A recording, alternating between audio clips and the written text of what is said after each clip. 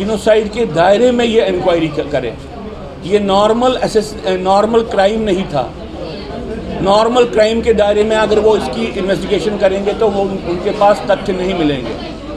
इसलिए अनिवार्य बनता है कि भारत सरकार प्राइमा फेशिये माने कि जीनोसाइड कश्मीर में हुआ और जीनोसाइड का निराकरण करने के लिए, उसको ख़त्म करने के लिए एक कानून लाएं और उस कानून के तहत एक इंक्वायरी करें।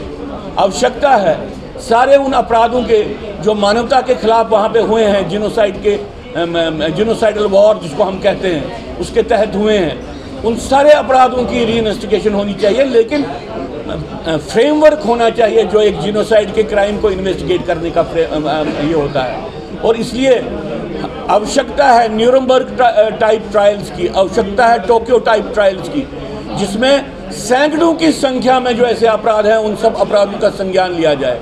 इसलिए हम भारत सरकार से ये कहते हैं कि अनिवार्य बनता है उनके लिए पहले वो अपनी पॉलिसी जो डिनायल ऑफ जीनोसाइड पे आधारित है उसको तर्क कर दे, क्योंकि अगर वो उसको तर्क नहीं कर दें, अगर ये नॉर्मल इंक्वायरी भी उस स्टेज पे पहुंचती है जहाँ पे नीलकंठ गंजू के बारे में सरकार के सामने ऐसे तथ्य आते हैं जहाँ पे उनके सामने ये आया कि भाई ये तो जीनोसाइडल किलिंग है, ये जो जाति समाज की किलिंग है, तब सरकार की पॉलिसी के तहत वो इससे पीछे हट सकते हैं। ये हमको संशय है, ये हमको अप्रहेंशन है। हम सरकार से कहते हैं फिर से, समय आ गया आप जीनोसाइड को मान्यता दीजिए, समय आ गया आप जीनोसाइड के खिलाफ कानून बनाइए और समय आ गया आप जीनोसाइड के कानून के तहत एक ट्राइब्यूनल क्रिएट कर दीजिए जिसके तहत इंक्वायरी होनी चाहिए पूरे इस जाति विध्वंस की, एक हिंदू समाज को कश्मीर में ख़त्म करने की प्रक्रिया की।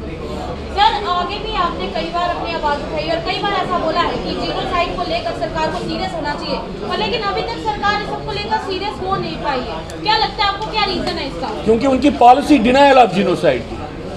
भारत सरकार ने, भारत के राज्य ने अभी तक समझाया कि जब तक वो इसको डिनाई करेंगे तब तक उनके लिए ठीक है। मैं नहीं समझता हूँ उनके लिए ठीक है, मैं नहीं समझता हूँ कि देश के लिए ठीक है, मैं नहीं समझता हूँ किसी भी व्यक्ति के लिए ठीक है, लेकिन उनकी पॉलिसी अभी तक है कि हमको जीनोसाइड नहीं मानना है।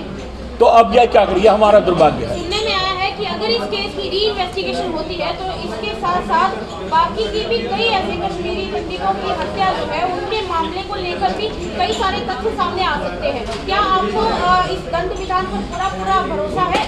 देखिए, मैंने तभी कहा कि अगर ये नॉर्मल क्राइम के दायरे में इंक्वायरी होती है तो शायद जस्टिस नहीं होगा। अगर प्राइमा फेशी जीनोसाइड को मान के जीनोसाइड के फ्रेमवर्क में एक इंक्वायरी होती है तो जस्टिस हो सकता है। मुझे नहीं लगता है कि सरकार ने कभी ये कहा है कि वो बाकी केसेस को भी इन्वेस्टिगेट करना चाहती है। ये आपके माध्यम से ही हमको कहीं पे मिलता है, लेकिन लिखित रूप से ये कहीं पे भी नहीं है।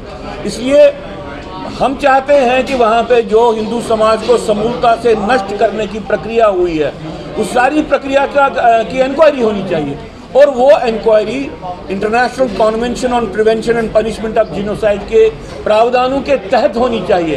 तभी मैं बार बार कहता हूँ, ज़रूरत है ट्राइब्यूनल की जो इंटरनेशनल स्टैंडर्ड्स के तहत हो, ताकि वहाँ पे विक्टिम्स अपनी बात कह सकें।